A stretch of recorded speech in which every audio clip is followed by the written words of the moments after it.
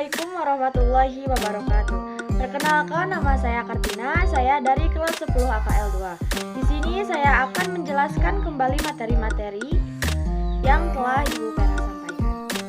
Pada materi kali ini yang berjudul zat dan perubahannya terdapat 4 poin. Yang pertama, klasifikasi materi. Yang kedua, sifat materi dan pengukurannya. Yang ketiga, perubahan materi.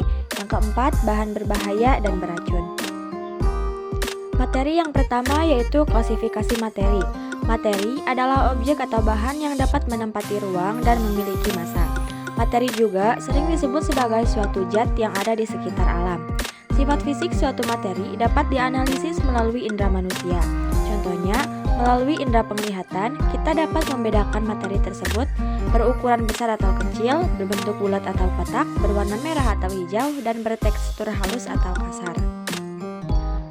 Poin ke-1, berdasarkan wujud materi. Wujud suatu materi atau zat didasarkan pada karakteristik partikel penyusunnya.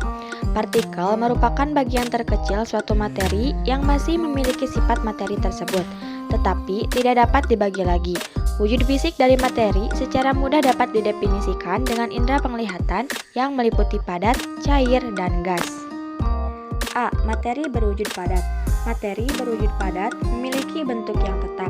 Hal ini dikarenakan partikel materi berwujud padat saling berdekatan sehingga gaya tarik antar partikelnya sangat kuat. Struktur molekul, sebagian besar materi berwujud padat berupa kristal yang tersusun teratur. Volume materi berwujud padat juga tetap karena gerak partikel zat padat hanya berupa getaran di seputar kedudukannya. Contohnya seperti batu, emas, dan besi. B. Materi berwujud cair. Materi berwujud cair mempunyai karakteristik berubah-ubah mengikuti wadahnya. Hal ini dikarenakan jarak antara partikelnya tidak terlalu rapat. Sementara itu, volume berwujud cair yaitu tetap karena sifatnya mudah berpindah, tetapi tidak dapat meninggalkan gugus molekulnya. Contohnya seperti minyak, air, dan bensin. C. Materi berwujud gas. Materi berwujud gas mempunyai bentuk dan volume yang berubah-ubah. Hal ini dikarenakan jarak antara partikel materi berwujud gas berjauhan, tidak tersusun secara teratur, dan daya tarik antar partikelnya sangat lemah. Partikel materi berwujud gas dapat bergerak secara bebas meninggalkan kelompoknya. Contohnya seperti asap, uap air, dan oksigen. Poin kedua, berdasarkan komposisi materi. Komposisi suatu materi atau zat dibedakan menjadi dua, yaitu zat tunggal yang terdapat unsur dan senyawa, dan campuran, terdapat larutan, koloid, dan suspensi. A. Zat tunggal. Zat tunggal adalah zat yang tersusun dari suatu materi yang tidak dapat diuraikan lagi menjadi zat yang lebih kecil dan sederhana. Yang ke-1, unsur atau elemen adalah suatu zat tunggal yang tidak dapat dipisahkan lagi melalui reaksi kimia biasa. Unsur secara spesifik dikelompokkan menjadi unsur logam, non-logam, dan semilogam. Logam atau metal, unsur yang mempunyai sifat mengilap keras, memiliki kepadatan tinggi, memiliki titik didih tinggi, serta penghantar panas dan listrik terbaik, contohnya aluminium dan besi. Non-logam atau non-metal, unsur yang tidak memiliki sifat logam, bahkan sangat berbeda.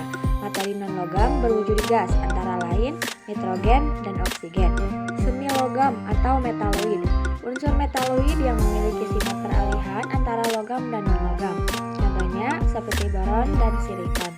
Yang kedua, senyawa merupakan gabungan dari beberapa unsur yang berbeda jenis dan saling berkaitan melalui reaksi kimia dalam perbandingan massa tetap dan tertentu. Senyawa termasuk dalam zat yang masih dapat diuraikan menjadi unsur-unsur penyusunnya. Contohnya, air dilambangkan sebagai H2O dengan nama ilmiah dihidrogen monoksida yang terdiri atas 2 atom hidrogen untuk setiap atom oksigen. B. Campuran. Campuran merupakan gabungan 2 zat atau lebih yang masing-masing zat penyusunnya memiliki sifat aslinya. Campuran dibedakan menjadi campuran homogen serta campuran heterogen. 1. Larutan, yaitu campuran homogen yang komposisi zat penyusunnya sudah tidak dapat dibedakan lagi. Pada larutan, tidak dapat dikenali lagi antara komponen pelarut dan terlarutnya. Sifat larutan yang stabil menyebabkan larutan tidak menimbulkan endapan dan tidak dapat dipisahkan menggunakan teknik penyaringan atau filtrasi. Contohnya larutan gula dan garam. 2. Koloid, yaitu campuran heterogen yang terbentuk akibat terdispersinya suatu zat ke zat lainnya. Dalam sistem koloid dikenal istilah fase terdispersi dan medium perdispersi. Secara kasat mata, koloid tampak tercampur rata, tapi jika diamati mikroskop ultra masih dapat didefinisikan antara fase terdispersi dan medium perdispersi. Susu merupakan contoh koloid dengan fase terdispersi berupa lemak susu dalam medium perdispersi cair. 3. Suspensi, yaitu campuran yang masih dapat didefinisikan antara zat penyusunnya karena tidak tercampur secara merata. Sifat suspensi yang tidak stabil menyebabkan terbentuknya endapan atau sedimen dan dapat dipisahkan dengan teknik penyaringan. Contohnya adalah campuran tepung tapioka dan air sungai yang keruh. Pemisah campuran.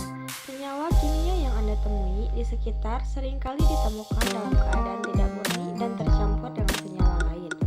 Untuk mendapatkan senyawa yang diinginkan, perlu dilakukan proses pemisahan.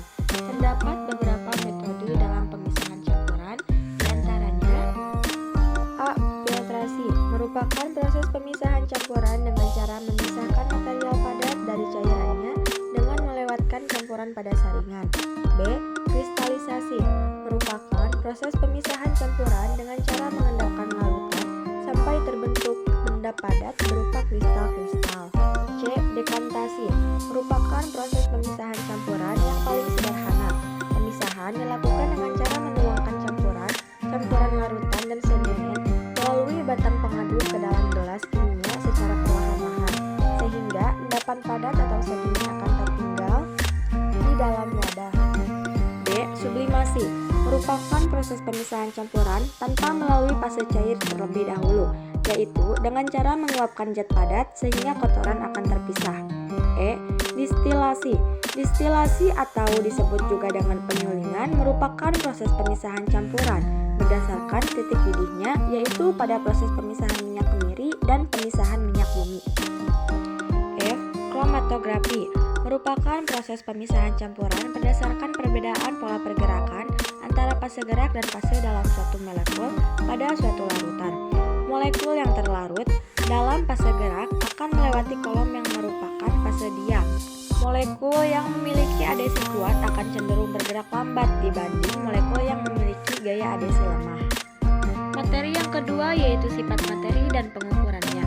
Coba Anda perhatikan sebuah benda yang ada di sekitar kita. Contohnya, meja kayu memiliki sifat dasar bermassa berdimensi, panjang, lebar, dan tinggi, serta memiliki massa jenis. Sifat tersebut termasuk dalam sifat fisis, sedangkan tidak mudah berkarat dan mudah terbakar termasuk ke dalam sifat kimia.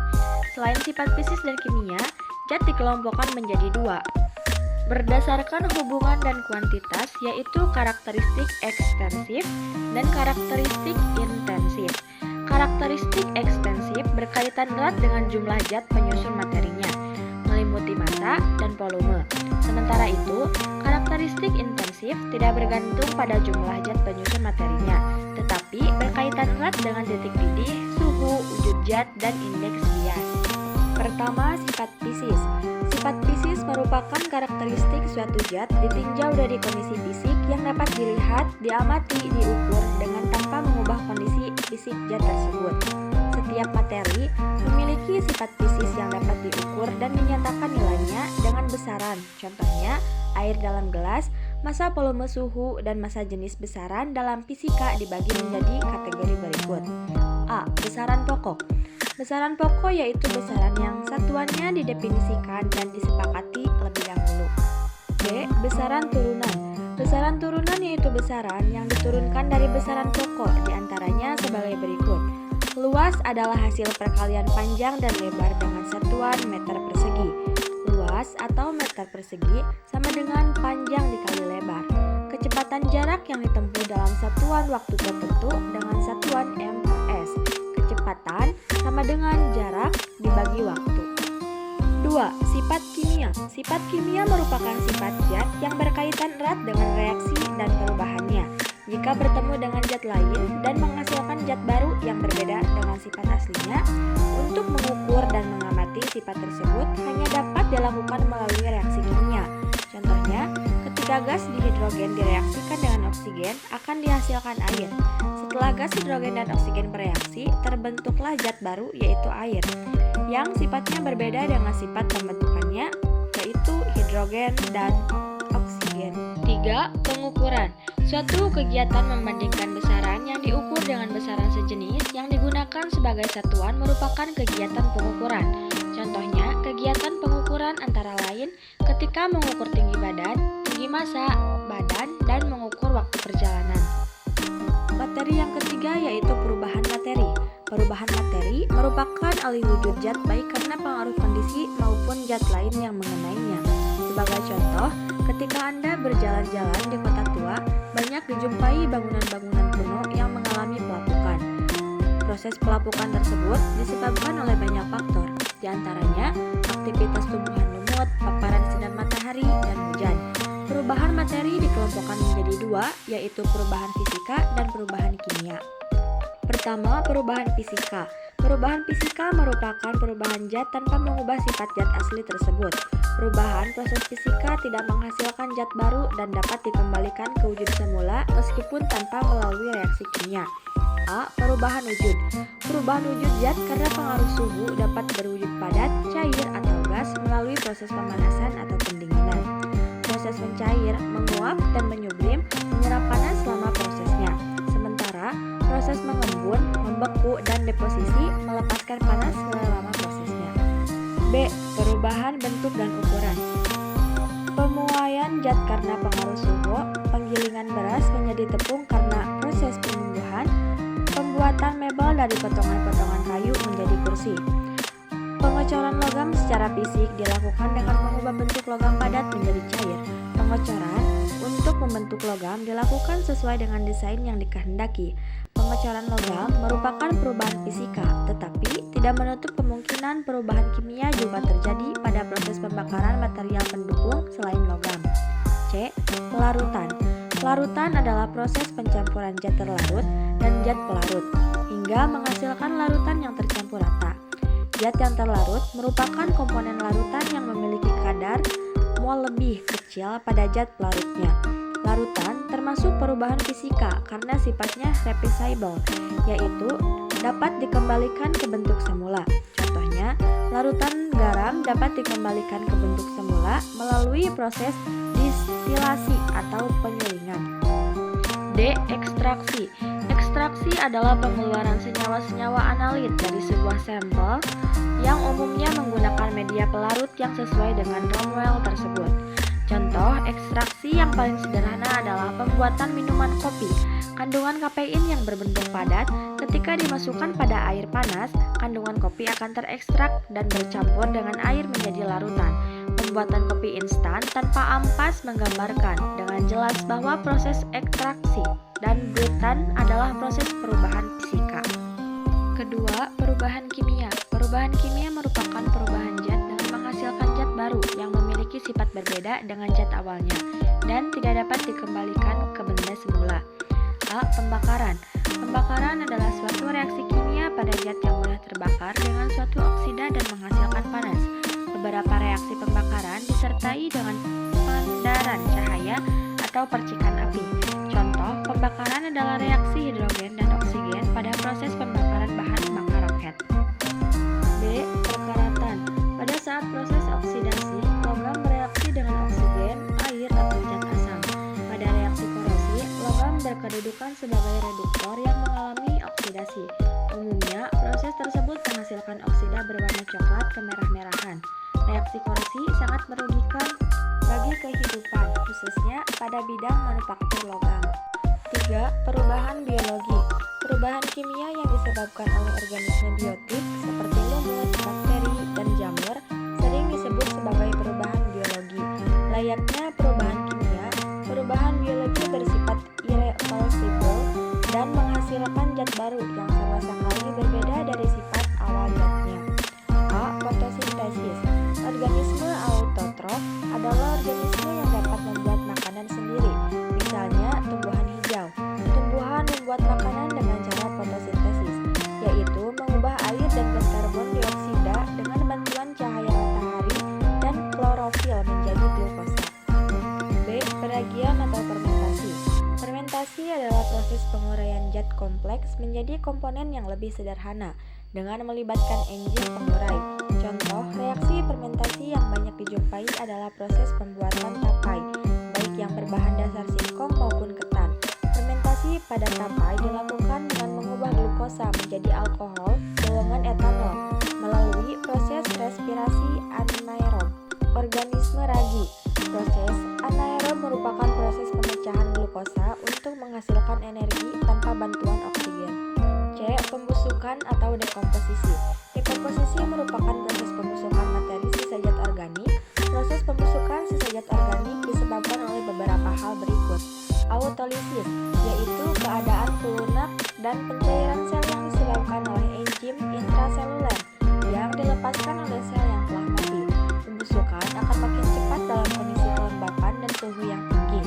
Reaksi, reduksi, dan oksidasi umumnya terjadi pada proses pembusukan organisme tumbuhan autotrof. Pada reaksi reduksi terjadi pengurangan oksigen dan penambahan elektron. Reaksi oksidasi yaitu penambahan oksigen dan pengurangan elektron. Aktivitas organisme pengurai yaitu bakteri dalam memperoleh makanan dari sisa-sisa kehidupan organisme lain. Pembusukan terjadi jika proses mengurai berlangsung hingga seluruh materi sisa organisme mati tersebut habis. Pelapukan organisme biotik. Pelapukan merupakan sebuah peristiwa biologi yang berhubungan dengan peristiwa fisika dan kimia. Pada pelapukan, terjadi perubahan keadaan fisik benda yang berkaitan dengan penghancuran dari material benda tersebut, baik dari makhluk hidup maupun benda mati, yang menjadi laku karena pengaruh waktu, iklim, dan cuaca. Materi yang keempat yaitu bahan berbahaya dan beracun. Menurut UU Nomor 23 Tahun 2009 tentang Pelindungan dan Pengelolaan Lingkungan Hidup, bahan berbahaya dan beracun atau bisa disebut dengan B3 adalah zat dan komponen lain yang karena sifat, konsentrasi, dan jumlahnya baik secara langsung maupun tidak langsung dapat mencemarkan dan merusak lingkungan hidup, membahayakan lingkungan hidup, kesehatan, serta kelangsungan hidup manusia dan makhluk hidup lain. 1. Klarifikasi B3 menurut Peraturan Pemerintah RI. Menurut PP Nomor 14 Tahun 2001, pengelolaan B3 dibedakan menjadi 3 kelompok antara lain sebagai berikut. 1. B3 yang dapat digunakan terdapat 209 jenis bahan yang boleh digunakan, antaranya bahan bakar, bahan pembersih, pengawet makanan, dan pengawet sintetis. 2. B3 yang dilarang digunakan terdapat 70 jenis bahan yang dilarang digunakan, diantaranya klorida, diklorodiperkloroetana, dan aldrin. 3. B3 yang terbatas penggunaannya terdapat 45 jenis bahan yang dibatasi penggunaannya, antara lain klorobenzilat, senyawa, merkuri, dan metilparation. 2. Menurut National Fire Protection Agency (NFDA) mengklarifikasikan bahan berbahaya berdasarkan pada potensi bidang bahaya yang kemungkinan akan ditimbulkan oleh materi dalam keadaan darurat akibat respon seketika dalam waktu yang sangat singkat. NFDA memberikan kode angka 0 sampai 4 berdasarkan tingkat bahayanya. NFDA juga menggolongkan B3 ke dalam 4 kriteria yang sekaligus berfungsi untuk pemberian label pada materi B3 tersebut. 2. Pengelolaan B3. A. Prosedur penyimpanan B3. Prosedur penyimpanan B3 harus ditangani dengan baik. Penyimpanan dan penataan B3 harus dikelompokkan berdasarkan tingkat bahaya. Penataan B3 meliputi pemisahan, pelabelan, risiko bahaya, fasilitas penyusun, inventarisasi, wadah sekunder. Penyimpanan materi B3 harus dilakukan pada wadah sekunder yang terisolasi antara zat satu dan zat lainnya untuk menghindari terjadinya reaksi antara zat saat disimpan. B. Pelabelan B3. Salah satu upaya meminimalkan kecelakaan kerja adalah dengan mengenali bahan kerja yang terdapat pada bengkel atau tempat kerja. Mungkin sekian pemaparan materi dari saya. Mohon maaf jika ada kesalahan. Wassalamualaikum